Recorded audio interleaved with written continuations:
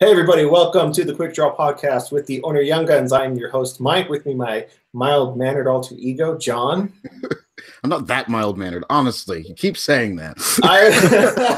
Well, it's all relative when you think about it. Like that's compared to me, you're very mild-mannered.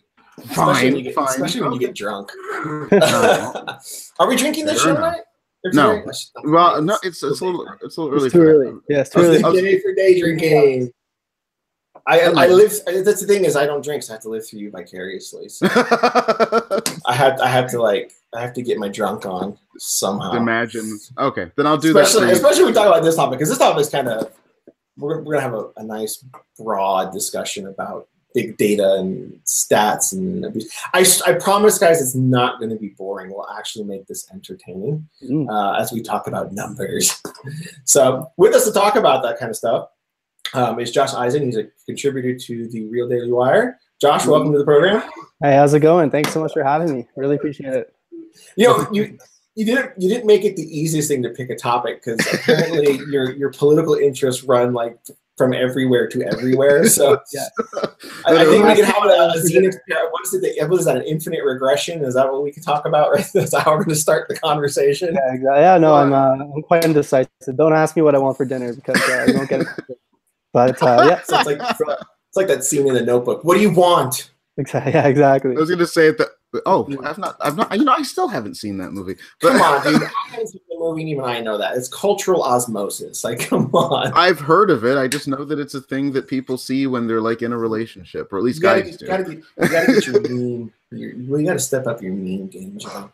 I haven't been in a relationship with a woman who was interested in watching The Notebook, so probably good.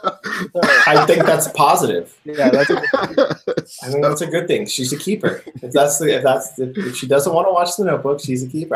My wife and I she wanted to watch 50 Shades of Grey. We watched 50 Shades of Grey for the first time the other night.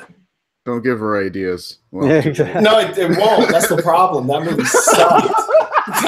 That movie sucked ass on all levels as far as like giving her ideas, getting her excited. That movie was just bad. It wasn't Twilight bad, which is ironic considering the source material, but it was. We spent more time laughing at it than we did like actually enjoying the movie.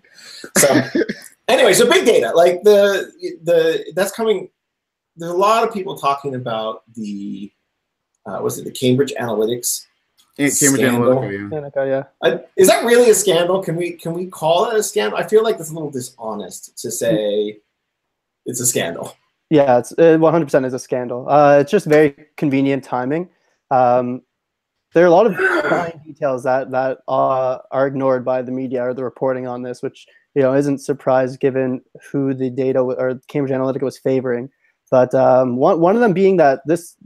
Trump or Breitbart, they didn't use the Cambridge Analytica data for the general election. It was really for the primary election, as opposed to Obama in 2012, who used a similar sort of data mining method, and he used it right up until election day, and that was reported by the New York Times. So didn't Obama brag about it? Like weren't the Democrats like patting themselves on the back and being like, "Yeah, guys, we're so sorry. Look at us, kids. How you doing, fellow kids? We've got the technology." Exactly. Yeah. It's pretty. So it's convenient that that's left out because someone, as the media is reporting that he stole the election, or it's being used as one of the things that they can say Trump used to steal the election. But he didn't steal the election from the general election. At least, if anything, it was the primary election. But even that, you can't attribute that as the causal determiner for why he won the general election. I think there are a lot of other things that went into that. But wait, lots of other things. Let me see if I get this straight. Yeah. Let me see if I get this straight. Trump went to an online marketing company, said, "Hey, let me buy ad space and put out ads so I can sell people the idea of voting for me of their own free will." Crazy, right? No. And that's stealing the election. Like, how do you steal the election? I want to know this. Like, I want somebody from the left to explain this to me. How do you steal the election by essentially persuading people? Now, even if you're not an honest persuader, if you use a used car salesman approach and you're lying your ass off, I still want to know, how is that stealing the election, especially when you consider both sides are dishonest, both sides lie. Like, it's can somebody explain that to me? It isn't. It's the media is very good at preying on vague terminology. So stealing the election is one thing. Colluding with Russia is another example that I was thinking. What does collusion even mean? Like, what does that entail? What does it mean that they influence hack the voting booth, brethren, comrade? Right? Like, we are going to steal the election. Booths? They didn't hack the voting booths. It's not like they actually manipulated the results of the election. Like they didn't. No, but the Democrats did. Right. So the vague terminology is something that the media preys on often and successfully. We just sort of just run with it, right? You hear collusion, you hear influence, and you don't think about, okay, well, what actually does that entail? It's sort of just, you use your mind. They let the viewer's mind to latch on to, positive defenses of it. It shows you the power of narrative, though, doesn't it? Because honestly, it's once the story is told in a plausible sounding way, a lot of people just kind of don't buy into the details. Like, I remember I used to do kind of orthotics to teach like a little class on a basic computer use, and somebody pointed out that there's an old trope about how like everybody, poor people are stuck having to eat fast food all the time. And so I said, okay, let's go through that. You go out to eat fast food sometime, right? So, okay, how much do you spend on average? About $5 a person. Let's just be conservative. Now, let's say a family of 4, because that's always what we're, people, poor families of 4. Okay, that's $20 a person per meal. Let's just say eat twice a day. That's, Damn, now I feel like a fat ass. It's like, it's like $40. Well, I was being conservative. It's like $40 a day times 30. You're talking about roughly $1,200 a month. You think the poor spend that? No. If you think about the details of what's being said, then it suddenly stops making sense. It's the same thing with Russian collusion. Okay, what exactly could the Russians do to steal the election? Mm-hmm. What really? Shy of rigging voting machines, they say, according to them, it's social media manipulation. Right. So if it's social media manipulation, how does that work? Well, they really can't explain it because it doesn't work unless you think people are honestly really stupid. If you honestly think that was the point I was going to make. Like, okay, let's think about who voted for Trump. There were basically 2 classes of people that voted for Trump, right? The people that hated Hillary and would never vote for her in a million years, and were either going to vote for Trump anyway or vote for a third party, right? But they had to be cleansed. So right? These are people that are already predisposed to vote for Trump. There's no amount of viral advertising needed to persuade these people to vote for Trump because they hate Hillary. Yep. And for good reason. The other class of people would be Democrats who decided they didn't like Hillary for whatever reason, right? And so I don't really like Hillary. I kind of like what Trump is, supposedly saying. I'm going to give the Republicans a chance because they're running a candidate who I think actually believes in America, who actually believes in the things that I believe in as a working class Democrat. Like, those are the people that can actually be swayed by online advertising. So every time the Democrats say that the election was stolen or that the Russians colluded to dupe the American people, what they're really saying is that their voting base is a bunch of morons. Right. And that's a sort it's a tacit admission that the people that vote for you are stupid. Sort of. Yeah. To touch on the point that John was making, have you guys seen the movie Inception? It's a great movie. Yeah. Yep. It's like the idea that you don't need to actually justify the claims that you make. In the Inception, it's the idea of you plant a small idea inside of someone's head and it sort of builds on their own. It's that sort of idea where you just need to sort of say one small claim, one conclusion to an argument, but without supporting premises, and you sort of let the viewers kind of think it up on their own. You think about like the wage gap. You think, men or women earn $77 for the middle dollar.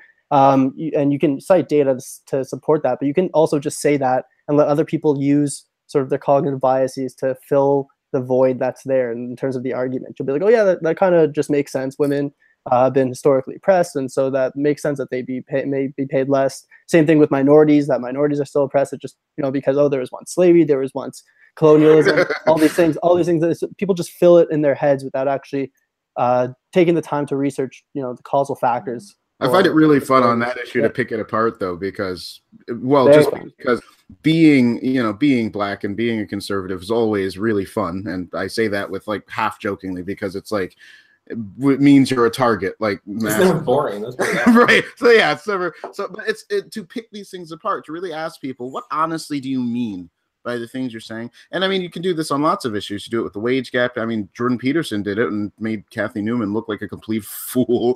But you know, it was, and you know, it's the same thing. It's just many times people tend to believe things without really thinking through what would that belief entail.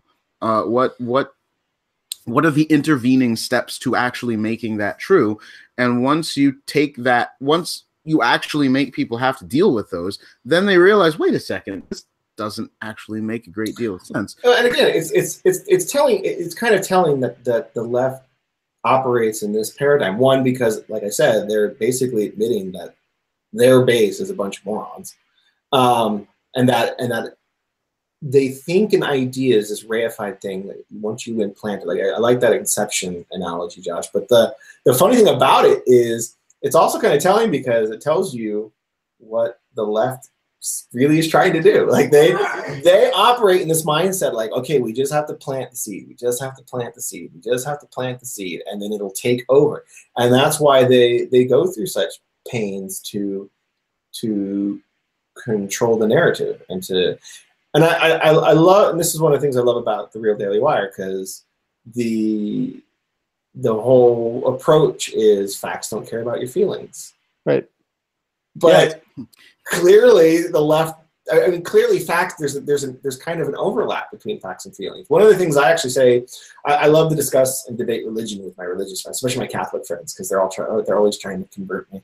But I'll always say, like, to friends when I'm discussing religion with, and you know, it gets passionate. People, you know, they want to share those beliefs. And I always say, look, I'm a very logical, very factual person, right, of faith, but I approached all things through facts and through logic.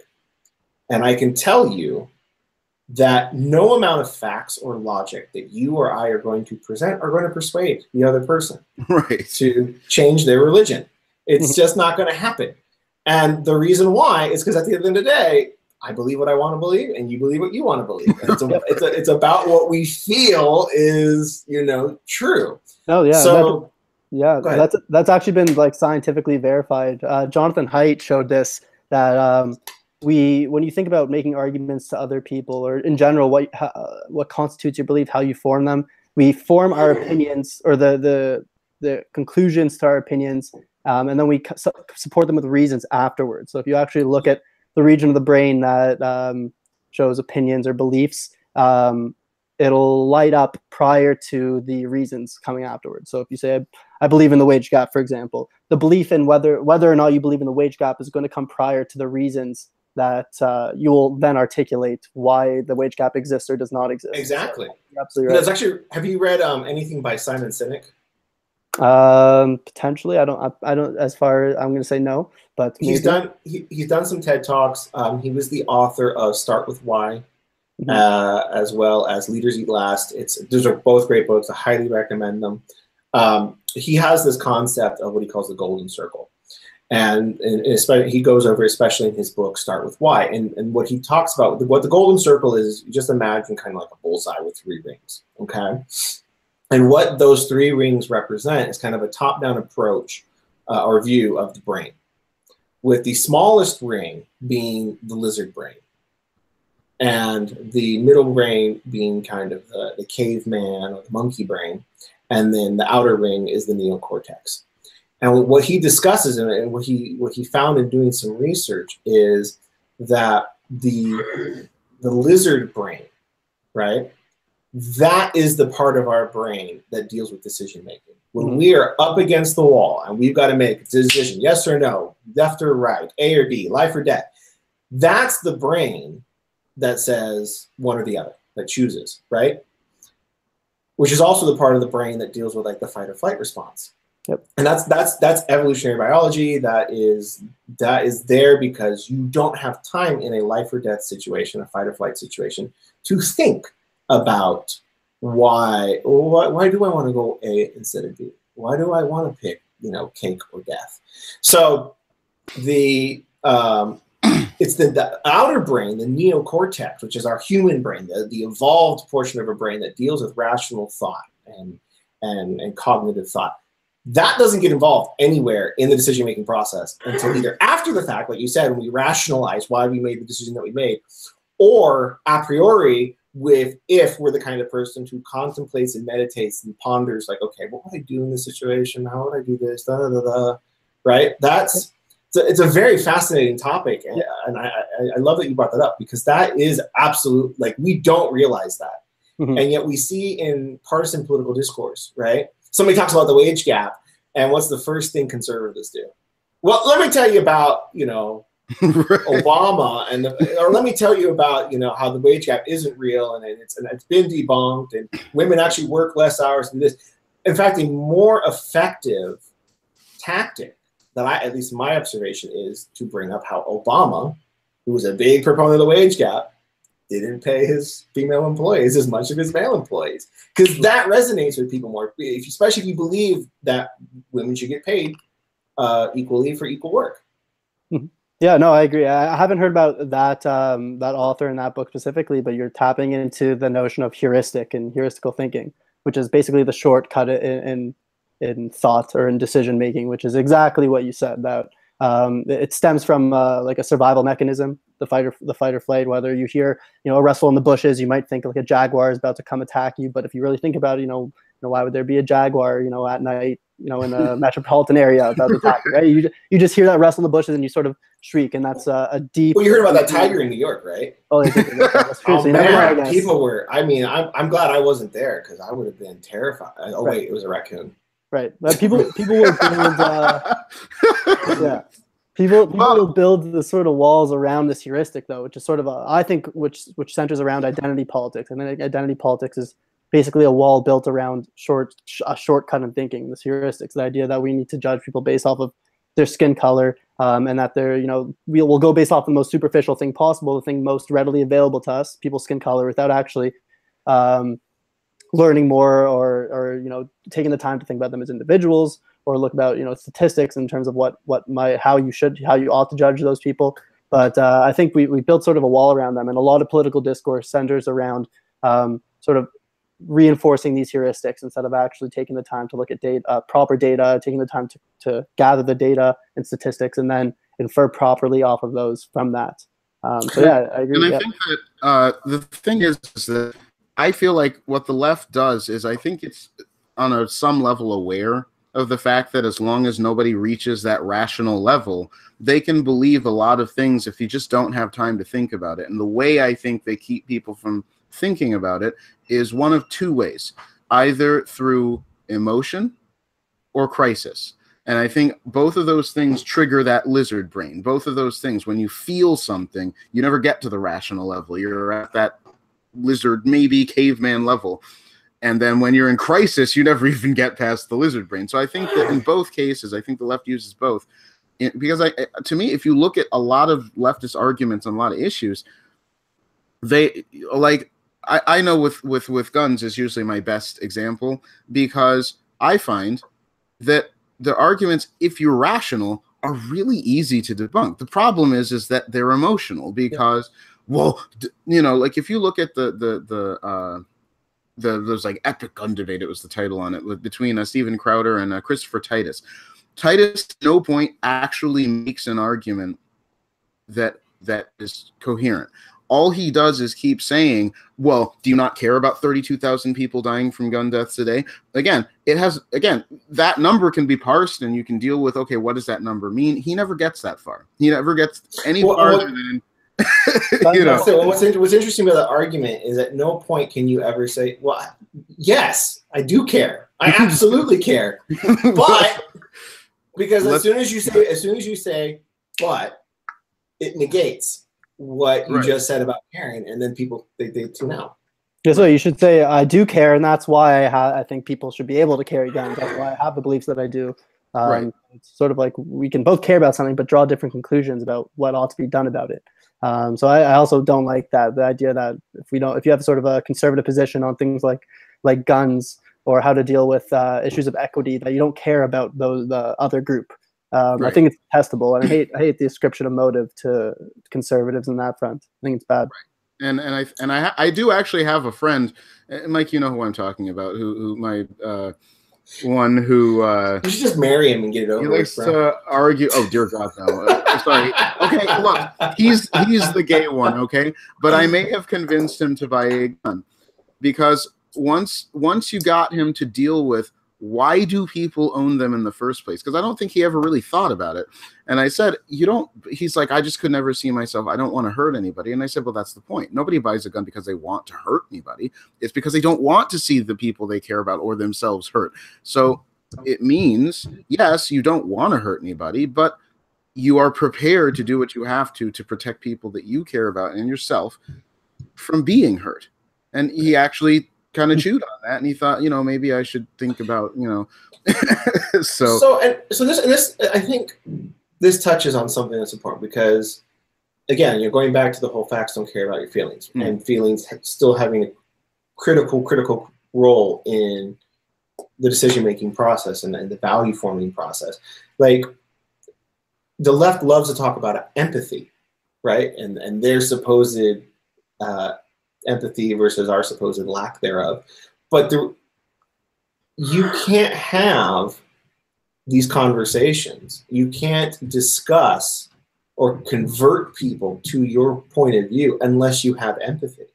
And so if all you're doing is yelling at people and telling them why they're wrong, which doesn't do anything to convert them to your point of view, do you really care? Do you actually care about the individual that you're trying to reach out to if you're not reaching out to them in a way that reaches them and gets them to think from your paradigm? And I think in that regard, conservatives have an advantage, because we've learned from experience, like, okay, facts don't work. Like, facts don't care about your feelings, but that approach. Right. But when you're dealing with people where feelings is everything, then facts may not matter. And, if you've ever read Thomas Sowell's book, A Conflict of Visions, he talks about that something similar. There's beneath rationale, beneath even worldview, there is a vision. You first have to have a vision of how the world, as far as you're aware, works. And then you kind of build around it. And I think that and there are certain basic views, like he kind of dichotomizes it, although he says that, it's not just these two, but these are kind of the prevalent ones, where if you have one vision of how the world works, then it kind of automatically kind of says, okay, well, then these other things must be true as well. Whereas if you have another vision of how the world works, then you have a completely opposing idea of how, it's the concept of a premise, right? When you discuss logic, right? Logic can be both valid and sound. And what we mean by that is a sound logic is built on a firm premise. The premise is true. Now, from that premise, you can use invalid logic. In other words, your premise can be true, but you can arrive at an incorrect conclusion. The corollary is also true. You can have a false premise, but your logic from that premise is valid. Right. And so you get to you draw the wrong conclusion, not because your logic was poor, but because your premise was poor. It's a lot easier to deal with invalid logic than unsound logic because of what you described, John. If you have two people working on two fundamentally different premises, how do you share that vision? How do you get people to see the world the way that you see it? Josh? Yeah, I like that you brought that up. I love the logic thing. I teach an LSAT course, so validity and soundness, and I studied philosophy, so I studied logic too. So the validity and soundness dichotomy is important. Yeah, validity is definitely validity is definitely a hypothetical sort of scenario where it's sort of like if your premises are true, then your conclusion must also be true. Where soundness adds a little more to it, whereas like if your premises are true, or if your premises are true and they're actually true, then you actually have to conclude. You have to draw the conclusion as well. I think that's why I'm such a proponent of Socratic inquiry, with what you were talking about regarding operating off two different premises and building logic around two opposing premises and drawing different conclusions based off of that. Socratic inquiry is great because it actually allows people asking questions in general, not just it allows people to agree on certain premises. Would you agree that a human life is an unborn a baby is a human life or a fetus is a human life, if you can agree off those premises, then you're a little bit closer to building a more sound way of or at least more decisive way of having someone be a right and be wrong in the context of a certain argument. But if one's saying that a fetus is a life and one's saying that a fetus isn't a life, then whether or not women should be able to abort a child is going to be a lot harder to agree on. So Socratic inquiry, having people to, okay, we both can agree on this. Can we at least agree that fetuses are human life? Can we at least, and then if you don't, you can then use data, use statistics, use science to sort of determine whether that's right or wrong. I believe science says that fetuses are in fact life, and that there are a lot of similar features between born humans and unborn humans. The Socratic inquiry is a great way to get people to operate off of the same premise. Yeah, and these are absolutely the kind of conversations I'd love to have. Like this, where both sides are kind of teaching each other, both sides are poking questions and asking questions and saying, look, what about this? What about this? What about this? Why did that? Why do you believe this? And when both sides are kind of thinking and questioning their own beliefs as well as the beliefs of the other person, that's where real growth and I think development happens. And that's ironically, that's kind of how John and I met on social media. Like we would seek out these conversations on social media regarding politics and religion and asking these kinds of questions and debating these kinds of issues. And John and I actually met. I was pseudonymous at the time when John and I met. I was doing a little social experiment. Because what I found is that when I debated people religion, that the moment my religious beliefs became known, all argumentation went out the way. It was no longer, let me debate you on the merit of your argument. It was like, oh, you belong to this church? Okay, I'm not going to listen to anything you have to say. So I did this experiment where I said, okay, I'm going to operate under pseudonym. I'm not going to reveal anything about my identity or my beliefs or anything of who I am as a person, other than people probably know that I'm a male. And we would go in and we would debate different faiths, and I would try to be, anytime I saw something that was factually incorrect, anytime I would see something that was not right about anyone's faith, not just my own, I would defend it and say, no, actually, the faith you're discussing it really believes X, Y, and Z.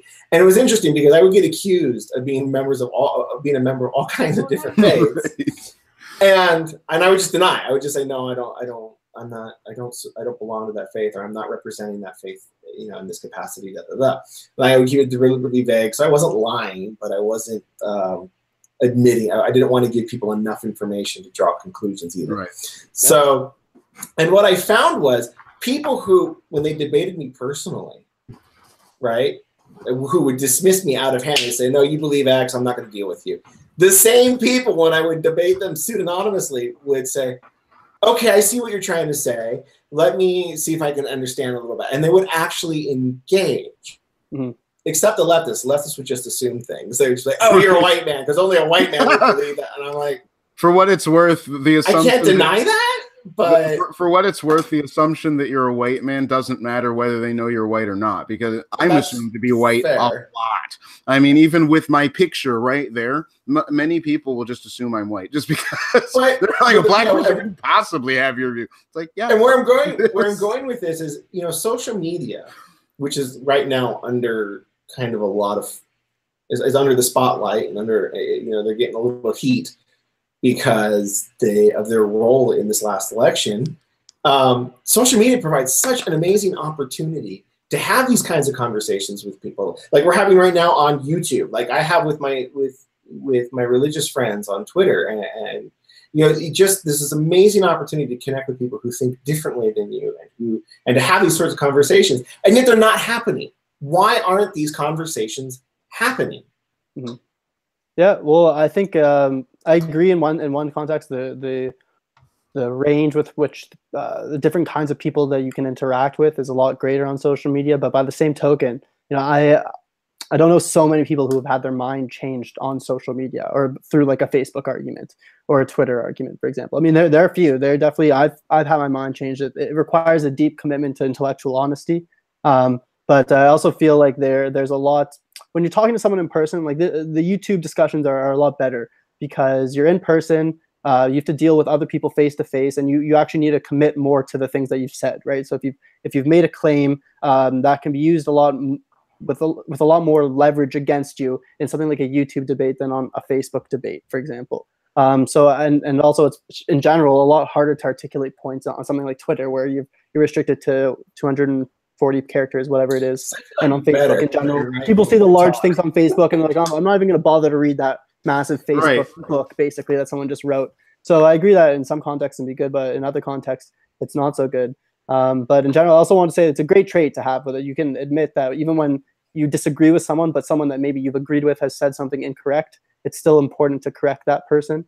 So I was in a Facebook group a while back, where there was someone who they were in a Facebook debate, and then they came to this group and they're like, quick, I need like gun. I think it was guns. It was, I need gun statistics first. I'm debating someone. I need gun statistics. And I replied, I was like, well, like if you're in a debate, you shouldn't be drawing your conclusion first, looking for statistics, and then going out there, right? You should actually be, it means that you're not sort of listening to what the other person is saying on the other side of the argument. If you're just, you're in a debate, you go to this other group and you're like, help, I need statistics to help so I can beat this person.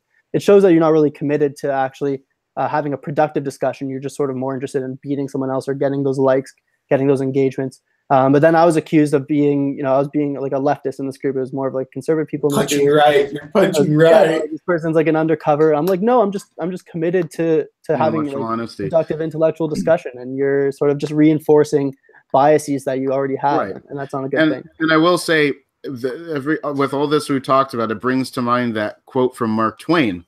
Remember, there are three kinds of lies: lies, damned lies, and statistics. And which he also said statistics never lie, but liars use statistics. Right. And I think that one of the things is because statistics themselves have such a political bent to them these days, people often dismiss statistics based on the source. And because, again, I've been known to at least take them with a grain of salt depending on the source. Like you'll notice, for instance, I know that at Daily Wire, I know that in a lot of places, especially on the right, that we tend to use left-leaning sources for our statistics, for our quotes, for things like that, because we know that if they were anything other than that, people would immediately look at the source and say, I don't even care what it says. The minute I see Fox News, I tune out. The minute I see Heritage Foundation, I tune out. Like a lot of leftists will do this, and I find people on the right do it too. Like I said, I take some of the grain of salt. If I see a stat from, Mother Jones, I'm going to be like, you're going to need to. You touch on an interesting phenomenon. I think it's just big a problem on the right too, by the way. I think confirmation bias and groupthink is a big problem. People just reinforcing their own biases using statistics that conform to their pre-existing worldviews, and just writing off statistics that may not agree with what they say. So I think it's definitely prevalent on the right too. Yeah. And I think you both touch on a phenomenon that I've observed that just irritates the bejesus out of me, is posting studies. Like, this study says this, and I was like, okay, let me look at the study. See for yourself. And I'll look at the study. I'm like, okay, did you look past the abstract? What do you mean? There you go. Okay, first of all, I'm reading through the study and I'm seeing all kinds of methodological problems. Like their sample size is too small, or the actual, like you read the study and in the study, it will say, yeah, this data actually did not confirm my hypothesis. But then in the conclusion, they will reaffirm what they say in the abstract. It's like, that is so dishonest. That's a lie. Like, you just admitted that the data does not control for what you said it controls for. You just admitted that the data doesn't prove what you said it proves, but you went ahead and asserted it anyway at the end because like I can only come to the conclusions because that people don't read past the abstract or the conclusion. Yep. Well, and that's just irritates me. And that's where we get into why certain mediums are different than others. Because Josh, you were mentioning earlier, like, it's a little different when you have a debate either face-to-face or on YouTube versus, say, Twitter or Facebook. And I think the issue is simply time. If I'm talking to you, I don't have time to go look up things and to figure out. I have to go by what I know off the top of my head. If I am on Facebook, in front of you. Yeah, and when I'm on Facebook, I have time to just stop, read over what you said. I can go someplace, research it, like, because I've done that where I've been brought up points that I was not even like, I was like, okay, I don't even know what this means. I'm going to have to go look it up, that kind of thing. And I know that like Shapiro, he always says, in the debate, be willing to admit I'm not familiar with this, let me research it and get back to you. And I think that's a great thing to say, because it's about intellectual honesty. It's about saying, look, it's not about winning the debate per se. Although you do want to win it if you can, I think that you should have the facts known. But how would you? Let's discuss that. How do you define? And Josh, I want to hear from you on this one. How do you define winning a debate? Like how does it mean to win a debate? And I have a thought on this, but I want to hear Josh's thoughts. Yeah, well, it matters the context of which you're debating. So if you're in front of a crowd, it's like two people debating on a stage in front of a crowd. It's really about how many people in the crowd you can persuade to your sort of end of things. When it's just something like this, maybe something more analogous to this, it's more about at least finding a common ground or maybe some concession on the other side. And those are, in terms of the manifestation of how you ought to go about debating, those are two entirely different things. If it's just debating face to face, it's a lot more important to build rapport, to have the other person think of you sort of as a friend rather than an antagonist, and then from there it'll be a lot easier to have them sort of clandestinely sort of throw in your arguments and have them sort of agree with you. But if you're debating in front of a crowd, it's a lot more about slander. You want to. It's a lot more about operating off of logical fallacies, actually, and heuristics again that are gonna sort of get people riled up. The things that are gonna get you cheers and boos. And the crowd sort of plays into it, how much other people are agreeing with you, how much other people are disagreeing with what the person is saying. So there are a lot of different contexts and how you'd win, I guess. Yeah, exactly. Like if you're in front of a crowd, it's how much you persuaded the crowd. If it's in front of the other person, it's how much you've got them to concede to your point, I would say. Yeah, and I agree. I agree 100% with that. I think you're a little nicer than me. And the way I would divide it is, okay, you have a debate and you have a discussion, and when you're sitting down with someone face to face or over the phone or even online, but it's a private conversation between two people, then yes, that's a discussion. You're building relationships of trust. You're leveraging that trust to quietly persuade the other person that your point of view is correct, right? And whereas in a debate, and I say this, and this is why I say a little nicer than me, a debate, the goal of a debate is to prove to your audience that your opponent is either a moron or a liar, and that they should not be trusted. And that is, that sounds harsh, that sounds mean, but yeah, I'm never going to debate thinking, okay, I'm going to convince this guy that I'm debating. No, my job is to do one of two things: either convince the audience that doesn't agree with me, or to give the audience that does agree with me effective arguments and tools, so that when they're having discussions, when they're having debates, they say, oh yeah, I heard Mike talk about this, and I really like this argument, so I'm going to use this argument in the next time I discuss this with someone. Yeah, that's a good distinction. If you're debating in person, it's more about showing that you're right, but if you're debating in front of a crowd, it's more about showing that they're wrong, which I think, like, sort of, if you think about the debating in front of a crowd, it sort of operates, the logical structure of it is like a disjunctive syllogism. It's less about showing that A is right by virtue of A being right. It's more about you've A or B, not B, therefore A, right? And where your opponent is B, and you're just trying to show not B, and by default, A's got to be right. So I think that's true. You're absolutely right. Mm-hmm. And that's kind of the interesting thing. Like, you see that a lot in religious debates, especially with like anti-cultists. They never try to prove, in my experience, they never try to prove that their religion is right. They play theological king of the mountain. Y'all else are wrong, so by default, you must be the right. So it's just kind of funny because it's like, well, no, we could all be wrong. Like, that's a possibility. Mm-hmm. Yep, that's very true. Well, I find I have less success debating theology with people. It's why I tend to stay to the periphery of those sorts of things, because they get really dicey. Well, I love talking religion, and I would love to bring. I was born in the wrong era. I'm convinced. I would love, if I could go back in time, just live in any period of American history, the 19th century, like antebellum 19th century, like during the Great Awakening, because. Or even during the Industrial Revolution, because that was like the height of to at least from my observation, debate. You know, we live in a society today where it's considered impolite or improper to talk religion and politics. Not so in the 19th century. Like, you had people get together on street corners and they would argue, and it was just, I mean, we have flash mobs today. Back then, were like a bunch of people getting together and arguing with each other. And I mean, they get, I mean, heated like sermons and debates, but then people would go and they go back to being neighbors, and they talk to each other. I mean, really, the only issue that divided America in that time period was slavery. But there were, if you look back at like sermons, you look back at religious debates, like the things that people argued over didn't divide them as a nation. It didn't separate them. They said, no, I feel very strongly about X. You disagree. Let's try to convince each other. And if we can't convince each other, let's argue in front of other people and let them decide. Yeah. And I would love for us culturally as a country to go back to that, because I think there's a huge intersection between religion and politics.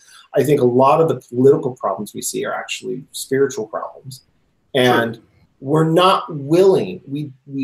We are so afraid of having conversations that might offend people we care about, or that might come across as off-putting, right? That we don't have these conversations, but they're fun. If you do them right, they're fun. Like, this is fun. We can do this all day. No, yeah, argument is a bad word sort of nowadays. You hear the word, well, I got into an argument, you sort of think, oh, that's not a good thing. You got into the yelling match, but as I'm sure you guys know, argument in a philosophical context is mainly just about asserting a position and how well you can support that position. So I would go more back to the ancient Greek time, maybe even the sophist times, where it really was about how well you can make arguments, and arguments were done literally in the crown square, or the town square. So I agree that would be something that I think we should look back in history and take from as something that we should apply to today. Have you seen the Monty Python skit Argument Clinic? I haven't. I haven't either. So when after the show, you need to go look up, just Google Argument Clinic Monty Python. It's from the Flying Circus series, and it's hilarious. It's absolutely what goes on in America today. The synopsis of it is, you have one of the Monty Python guys. He goes in. He wants to go in for an argument. He wants to pay someone to argue with him, and he finally, and there's some antics beforehand, and he finally gets in. And John Cleese is the paid debater, and he gives him £5 to argue with him for a minute. And the argument is essentially them going back and forth saying, "Yes, I did. No, you didn't. Yes, you did. No, I didn't. Yes, you did. No, I did." Literally, that's what it goes on for about 30 seconds. And you check that out.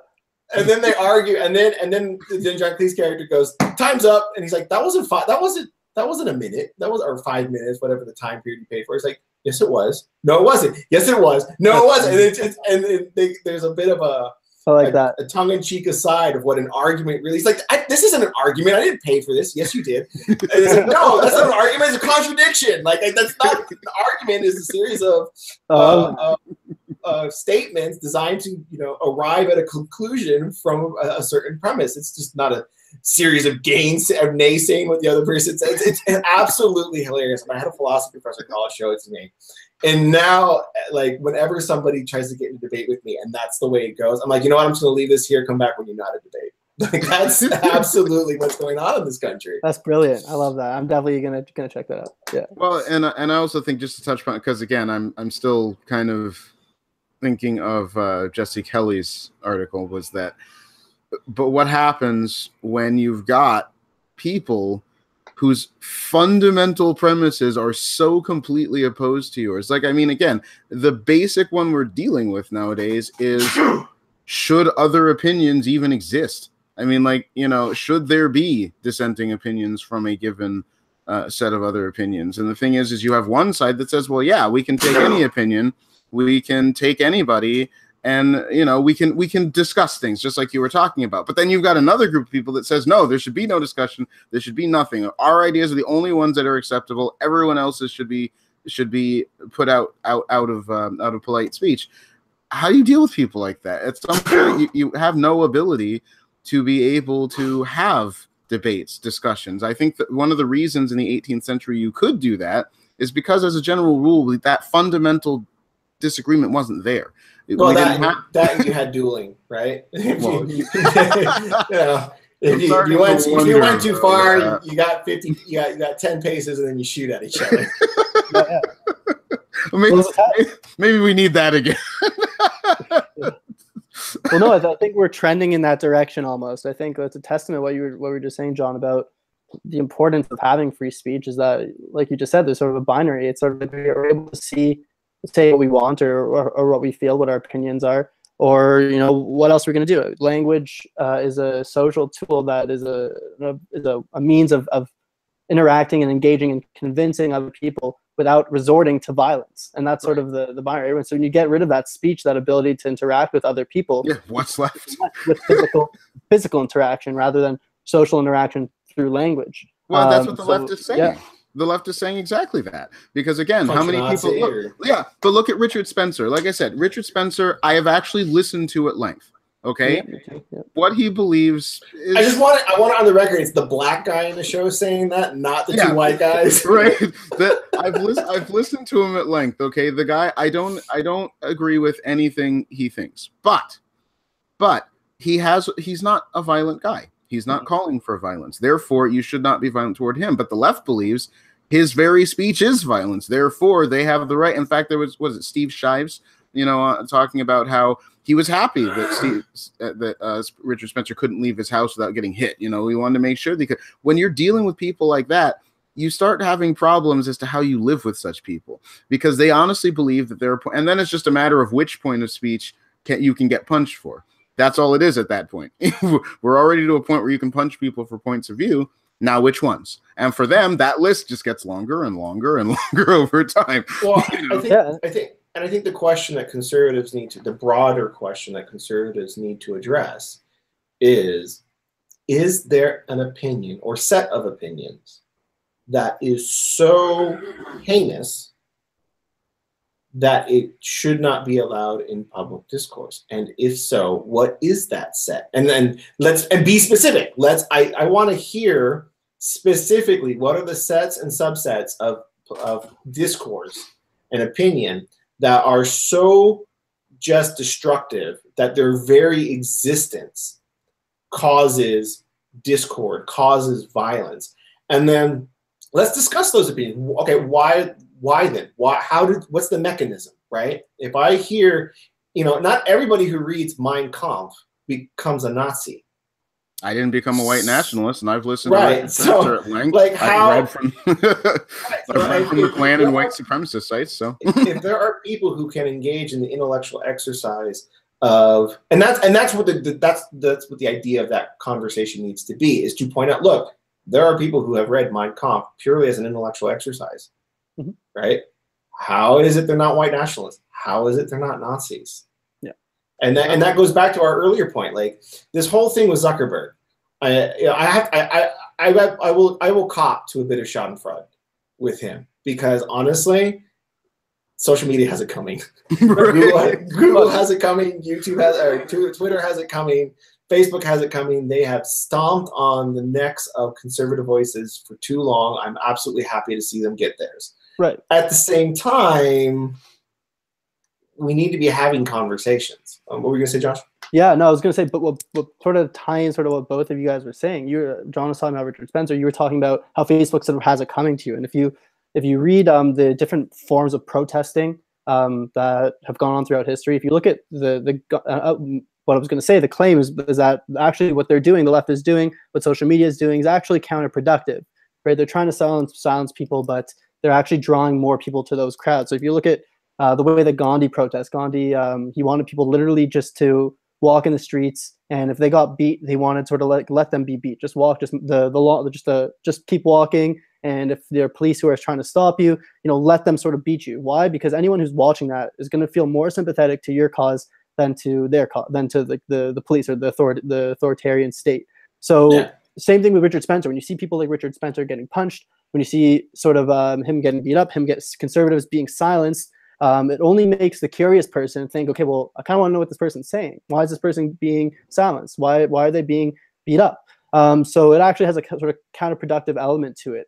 that if you try silencing these people and other people who don't know exactly why they're being silenced, they're actually going to be more likely to be drawn into them, kind of want to hear what they have to say before that. And initially there already is a sort of sympathy with them because they're being silenced, because they're being punched in the face. So I think it's actually counterproductive to do these things, and that's what maybe the left doesn't see, but they should sort of take notes, and they should recognize if they actually want to beat us in the in politics and life, they need to beat us in the intellectual arena, not in the physical arena. Well, and there's a really good Game of Thrones quote that we posted on our group account at ordinary_opinions that reflects what you're saying. It's if you cut out a man's tongue, you're not proving he's a liar. You're just proving that you're afraid of what he has to say. And I must congratulate him on his adeptness on quoting Game of Thrones without having actually seen it. I watched season 1 and most of season 2, and then I just got bored. That's what everyone tells me. It gets better after it, but I don't watch a lot of TV. I'll be honest. Like I don't watch a lot of TV on TV. I just watch like marathon shows that I can download and just watch them. Yeah, but everyone tells me like, after like season 3 or 4 or 5, it gets really good, and then you're like hooked. And I'm like, who has time for that? I don't want to sit through 3 to 4 shitty seasons to get to the 5th or 6th good ones. Come on. It is a big time commitment, but the show is art. Like that is if I had to give it one word, it's art. That show. It really is incredible. The way it's written. I did watch it through like 1 through 7, so and I did come to enjoy it after a while. Yeah. You guys are not really doing a good job of selling the show. It's art. No, you just need to watch it. There's nothing more I could say other than it's a brilliant show. But it is a time commitment, that's for sure. 100%. Yeah. Well, it's not unlike watching any show on like Netflix or anything like that, where they have full hour-long episodes instead of like the 40-minute ones that you get off. Like, well, yeah, but the reason why I love that quote, and I love what you said, Josh, is that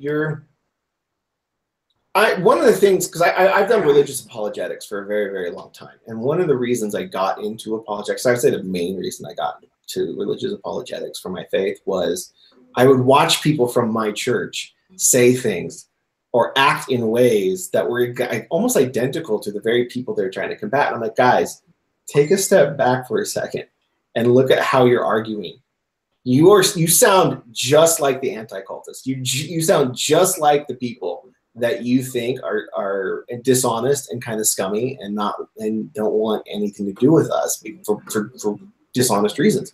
And that's where the term, I talk about molesting the data. That was a phrase that one of my first bosses ever used, because I'm an engineer, and sometimes that's what you do. Like you have to molest the data to get the thing to work. You have to tweak it. You have to ad hoc a lot of what you do. You still have to understand the principles. You still have to understand physics and engineering design and metallurgy and chemistry and all those things, but you learn those things theoretically, and then you have to kind of redefine them to apply a practical solution to real life problems.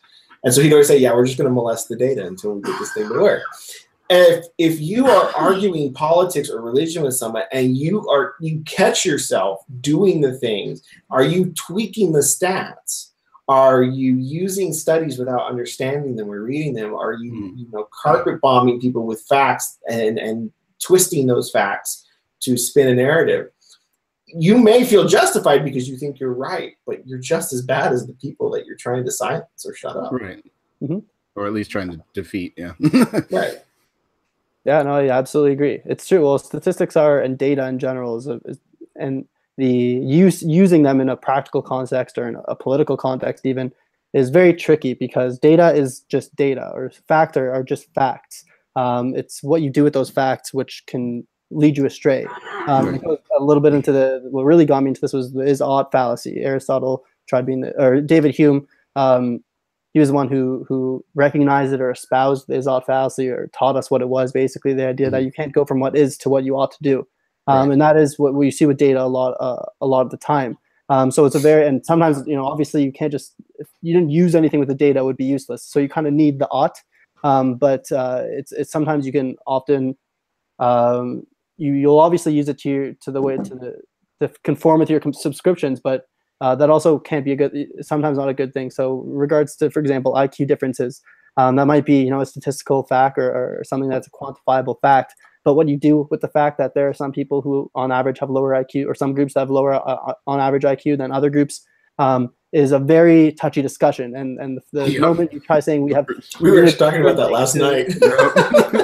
You ought to do certain things to the groups that have a lower IQ data on average is one, a manipulation of the statistic itself. I mean, that the IQ statistic, when people talk about averages and IQ and then trying to do practical things with those, it's just wrong to do that.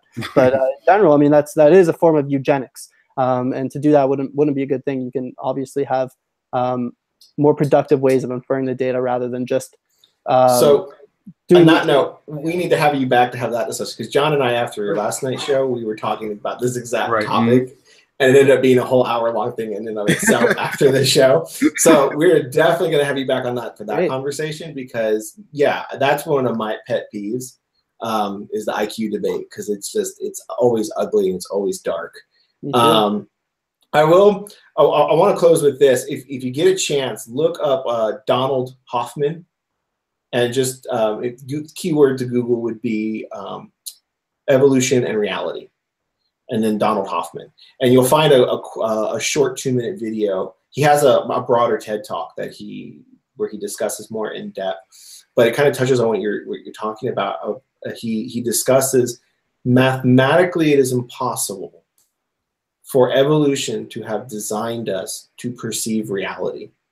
Right. And he goes into this in great detail about how it just doesn't make sense. Like this notion that we have of being able to just see things the way they are. We're just all we have to do is look at the data and look at the facts and look at the logic, and we will see the reality the way it is. And it's like, no, we're actually not equipped. Biologically speaking, we are ill-equipped to perceive reality as it is, because that would actually be contrary to survival. And he goes into the math, and he says it's actually mathematically impossible for us to have any kind of innate natural perception of reality. Yep. And he uses some really good analogies. So I'll leave you with that. Make sure, guys, I hope you enjoyed the show. Make sure to follow Josh Eisen. He has some really great articles on the Real Daily Wire, some really thought-provoking stuff. Anyone who uses the Zenos, right, is his name? Zeno. Anyone who uses the Zeno paradox to explain gender fluidity and gender binary gets an A+ in my book, because that's just brilliant. Yeah, I saw that and I sent the link off because I was like, that is the most unique way of looking at it. I minored in math in college, and then I took philosophy courses just for shits and giggles. So stuff like that, I read that, I'm like, hey, this is really cool. So make sure you're following him on Twitter. Make sure you're also following John at Kemodi Hidioku. Don't ask him to spell it. We really need to change that. And then make sure you're following our group account at _opinions. We will continue to have great conversations like this. Josh, we're definitely going to have you back on the show. Thanks again for coming in, and we really appreciate having you. Any final thoughts or things you want to share with the audience? Well, I just want to say thanks so much for having me. This was a lot of fun, and definitely I'd love to come back. This was great. I was going to say something about how Sam Harris tried to avoid the Izod paradox, the Izod dichotomy, but I won't get into it because it's too long. But maybe I'll write an article about it. We'll see. Do that. We're just gonna have to have you back like every other week. Then is what you're saying. Like we're just gonna have this back and forth. Yes. Anyway, yeah. Thank you again. Really appreciate it. Thank you for coming. You guys. All right. Well, we will be on again Saturday with Eric Schaffer. I always get his last name wrong. Schaefer.